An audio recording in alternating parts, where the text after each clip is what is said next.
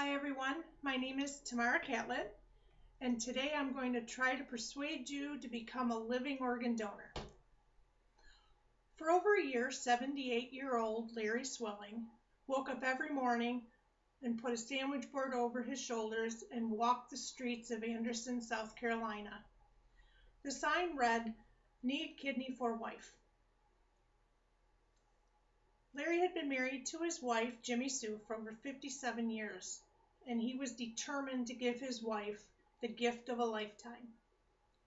Not only did Larry find a kidney for his wife, but in the process, he found 125 people willing to donate a kidney to those in need.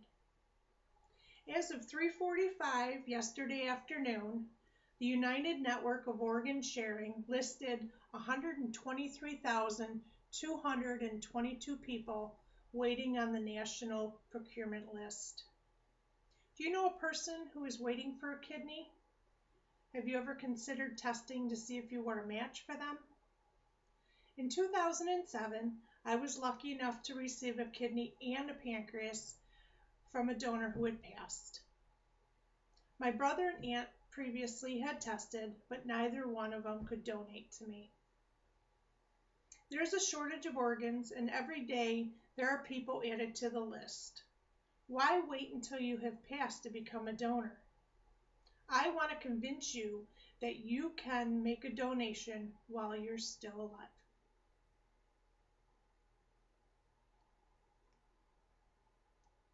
According to New York Organ Network agency Live on New York, organs that can be donated are eyes and corneas, heart and valves, lungs, liver, kidneys, intestines, pancreas, the femoral veins, skin, bones, and tendons.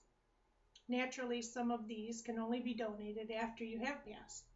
However, kidneys, liver, some bone, possibly intestines, some lung, partial pancreatic, and some skin are all organs that can be donated as a living donor.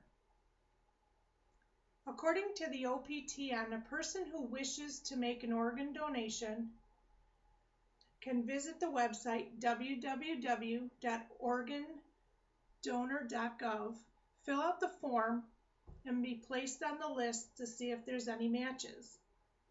And of course, most states have the back of the license that you can fill out.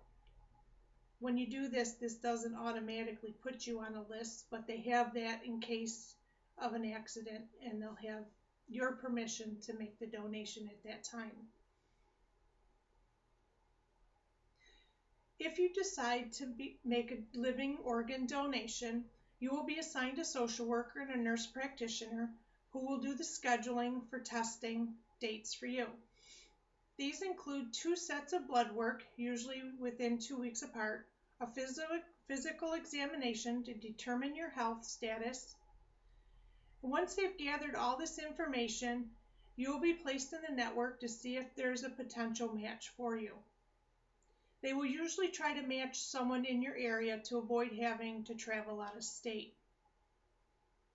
I want to answer some of the common questions that people have about organ donations. Compensation. Right now, there is a debate as to compensating donors. There is the worry that this will lead to misdeeds and black market organs. For example, if a millionaire offers you $1 million to donate a kidney to his son, and there's a poor person on dialysis who can't afford to pay you, how would that change your decision as to who to donate to? Some states allow for a tax deduction for an organ donation, and the recipient's insurance covers all aspects of the surgery, from the pre-testing to the surgery to any post-operative medication or rehab the patient may need. This doesn't really compensate you, but it takes the financial burden off of the donor. There is a possibility in the future that they may be willing to compensate for lost wages if the donor can prove what wages they lost during the process. But right now, as it stands, a donation is just that, a donation. There is a question about if you are a donor that hospital staffs won't try hard enough to save your life. The first duty of a doctor when you go to the hospital is to save your life. If you're an organ donor, it's not usually known until after your death when it is reported to the procurement office that a death has occurred. You'd like to donate a kidney, but you can only do it to a family member. Laws have changed. A person may elect to donate a kidney to whomever they choose. All you would need to do is contact your local procurement agency and have the testing done. You will be added to the list, and when a match is found, they will contact you. In conclusion, organs are scarce, and the list continues to grow on a daily basis. Reach within yourself and ask what you can do for the children out there that go on dialysis 3 times a week, who may never get a chance to play soccer with your children. It wasn't until my transplant that I saw all the good things about donation and that I had taken for granted before. Whether you donate a portion of your skin, some bone marrow, or a kidney, think that you are making the ultimate gift that no one can put a price on. It is up to you to make that choice.